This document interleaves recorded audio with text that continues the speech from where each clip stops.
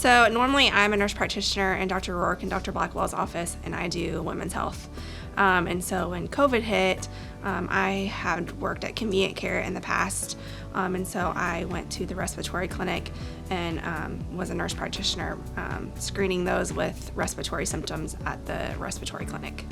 So the reason we had the respiratory clinic was to keep respiratory patients out of offices with healthy patients in it. So it was a place for people with respiratory symptoms to come and get screened. That way we weren't exposing our healthy patients to people that could possibly have COVID. So the nurse practitioners that worked at the respiratory clinic were amazing to work with. Some days were pretty smooth sailing where we didn't have very sick patients, but there were other days that got a little crazy.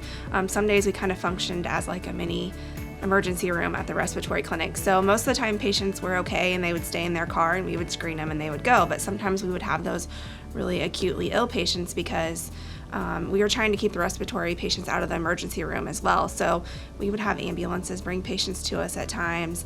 Sometimes we would have to bring patients in and start IVs. And so we didn't really have a nurse on staff that did those kinds of things. So we as the providers pulled together and were starting IVs and drawing blood and doing all those things that you would see in an emergency room, but in the clinic aspect. I think the organization did a great job at stepping up and really being a good resource to the community, keeping the community safe.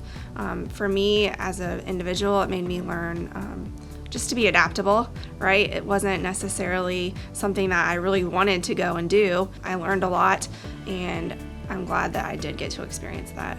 So in the case that COVID would hit again or there would be another pandemic, I think Good Sam did a really good job of preparing this time so that in the future we're prepared again.